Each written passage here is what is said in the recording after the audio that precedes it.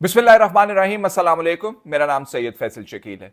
Marang Bloch साहिबा के हवाले से बड़ी खबर है जी। बलोचिस्तान हाई कोर्ट ने फैसला महफूज कर लिया है। जो उन्होंने अपनी 3 एमपीओ के तहत गिरफ्तारी जो है वो चैलेंज कर रखी है अदालत में, और कामरान मुर्तजा साहब उनके वकील हैं। और 3 एमपीओ के तहत ये मुकदमा जो है, क्या इसमें रिहाई मुमकिन हो सकेगी? अगर इसमें रिहाई मुमकिन हो भी जाए तो मारंग मारंग बलोच की और दीगर लोगों की रिहाई जो है वो मुमकिन क्यों नजर नहीं आ रही है, ये मैंने आज आपको बताना है। और साथ साथ बलूचिस्तान के पीपल्स पार्टी के पार्लियामेंटेरियंस, बलूचिस्तान असम्बली के, आज जिसमें डिप्टी स्पीकर साहब हैं, डिप्टी पार्लिमानी लीडर साहब हैं पीपल्स पार्टी के, और पार्लिमानी लीडर साहब हैं, उन्होंने आज सरदार अख्तर मेंगल साहब को कहा है कि आप दहशत गर्दों के मावन हैं, खवातीन के पीछे आप छुपे हुए हैं और अपनी जुबान जरा संभाल लें, और वरना ईंट का पत्थर का जवाब हम ईंट से देंगे।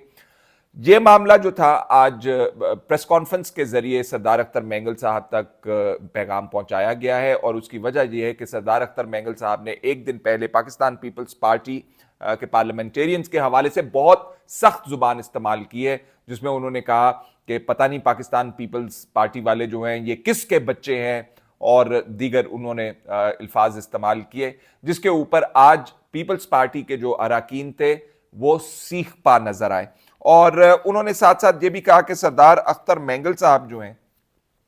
उनको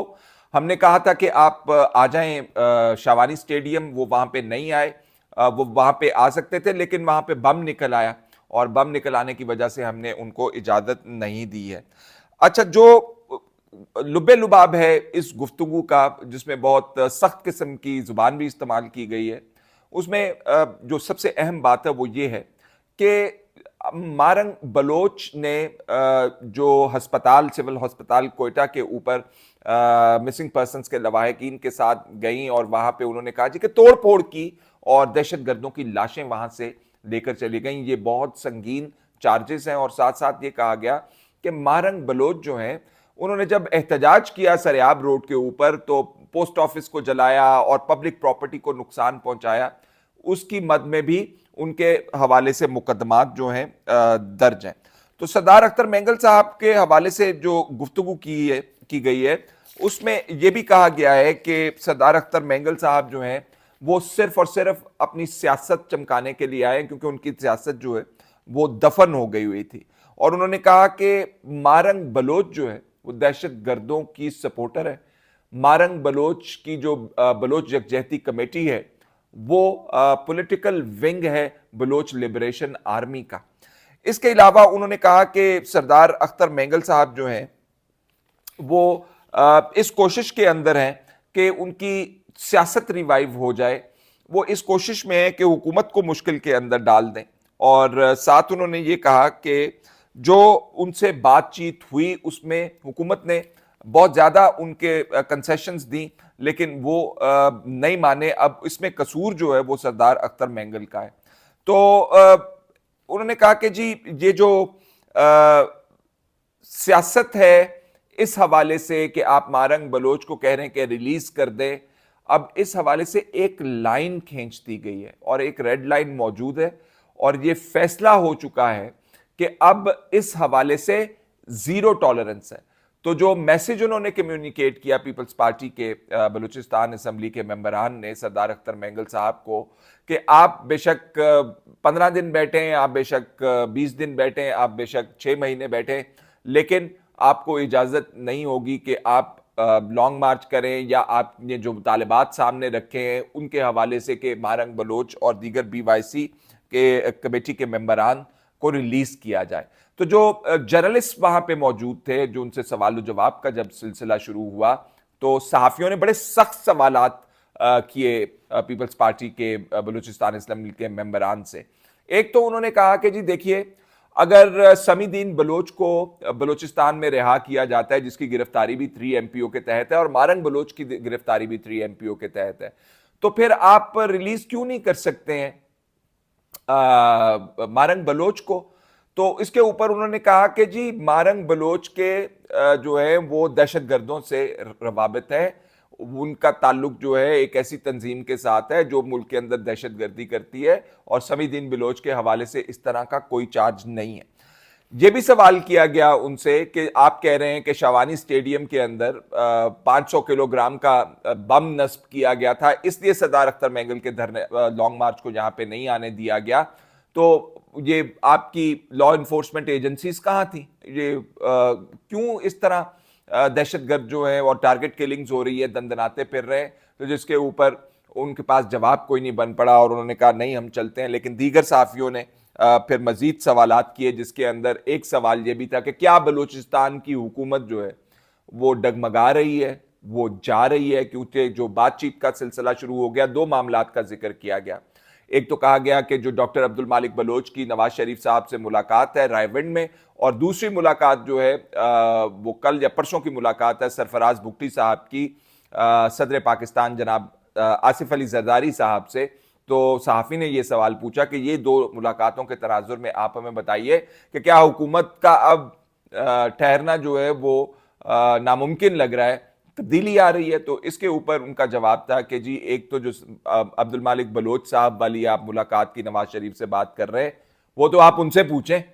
اور دوسری بات جو انہوں نے صدر آصف علی زرداری والی بات تھی اس کے اوپر انہوں نے کہا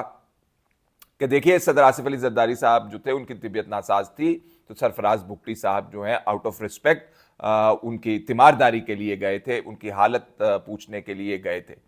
تو جو اوورآل اس میں باتیں کی گئی ہیں پیپلز پارٹی کے پارلیمنٹیرینز کی طرف سے, وہ ایک طرف سے وارننگ دی گئی ہے سردار اختر مینگل صاحب کو کہ آپ نے جو کچھ ہمارے حوالے سے بول لیا وہ بس ہے, اور آپ اس سے زیادہ بات مت کیجیے گا کیونکہ ہمارے بھی تیور اب خطرناک ہو گئے, اب جو ہے مزید گنجائش نہیں بچی ہے.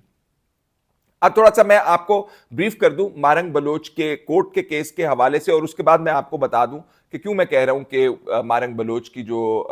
رہائی ہے وہ مشکل نظر آ رہی ہے. وہ اس لیے کہ آج کامران مرتضیٰ صاحب جب صحافیوں سے گفتگو کر رہے تھے تو انہوں نے تھوڑا سا حال بتایا کہ اندر ہوا کیا, ججز صاحبان نے کیا کیا. تو جسٹس اعجاز احمد سواتی اور جسٹس عامر رانا صاحب انہوں نے سماعت کی, اور سماعت کے دوران انہوں نے کہا مارنگ بلوچ صاحبہ کے بیاف کے اوپر آپ ایک حلف نامہ دیں جو کہ آئین کے آرٹیکل 5 کے تحت ہوگا. اب یہ آئین کا آرٹیکل 5 جو ہے بات کرتا ہے کہ ریاست کے ساتھ آپ کی لائلٹی کی, ریاست کے ساتھ آپ کی محبت کی, ریاست کے قوانین کے تابع رہنے کی. تو اس کے اوپر کامران مرتضیٰ صاحب نے کہا کہ ہم نے یہ جمع تو کروا دیا سرٹیفکیٹ حلف نامہ, لیکن بات یہ ہے کہ آرٹیکل 4 بھی موجود ہے, اور آرٹیکل 4 یہ کہتا ہے کہ ریاست اپنی پہلے ذمہ داریاں پوری کرے گی اور اس کے بعد جو شہری ہے وہ لائلٹی جو ہے اپنی ایکسپریس کرے گا ریاست کے ساتھ. تو ہم سے یہ پوچھا جاتا ہے, اور یہ تو نیچرل ہے کہ ہر شہری جو ہے وہ اس ملک کا سٹیزن ہونے کے ناطے جو ہے وہ اپنی لائلٹی جو ہے اس کی ایکسپریسڈ ہے. تو یہ بلوچستان میں ہی ایسا قانون ہے جو کہ ہم سے اس قسم کا آپ نے حلف نامہ مانگا ہے. اور ساتھ ساتھ ان کا کہنا تھا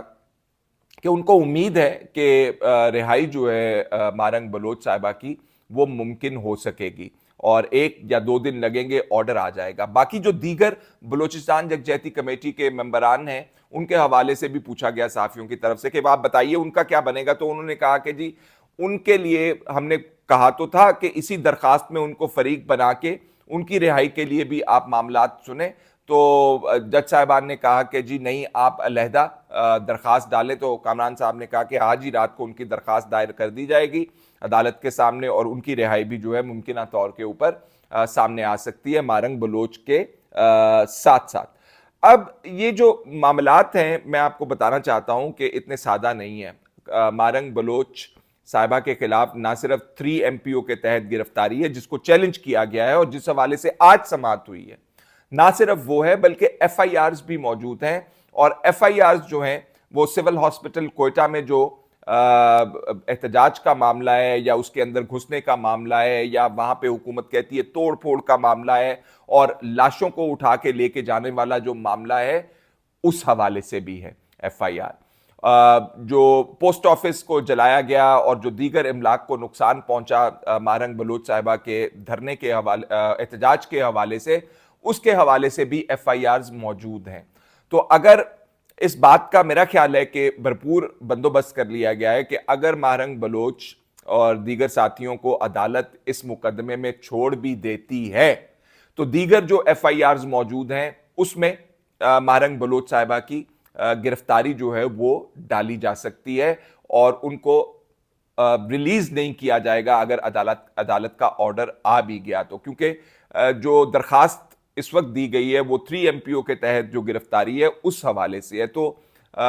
حکومت کے پاس، ریاست کے پاس یہ اختیار ہوتا ہے کہ اگر آپ کے خلاف متعدد مقدمات درج ہیں، جس طرح آپ دیکھ سکتے ہیں عمران خان صاحب کے حوالے سے، تو اگر آپ ایک مقدمے میں ضمانت مل جائے تو دوسرے مقدمے میں آپ کو وہ گرفتاری ڈال کے اس میں اندر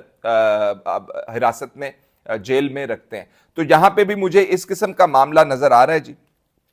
کہ مارنگ بلوچ جو ہیں ان کا عدالت سے اگر فیصلہ آ بھی جاتا ہے تو معاملات حکومت کی نظر میں، جو جس طرح آج پریس کانفرنس میں بھی کہا گیا پیپلز پارٹی کی، اور پیپلز پارٹی کی آپ کو پتہ ہے حکومت ہے کہ ریڈ لائن کھینچ دی گئی ہے، اور جو دہشت گردوں کا معاونت کرتے ہیں جس میں سردار اختر مینگل صاحب کے حوالے سے بھی ایکیوزیشنز ہیں اور مارنگ بلوچ صاحبہ کے حوالے سے بھی یہ ایکیوزیشنز ہیں. اب تو کلم کھلا یہ باہر آ گئی ہیں کہ یہ دہشت گردوں کا پولیٹیکل ونگ ہے.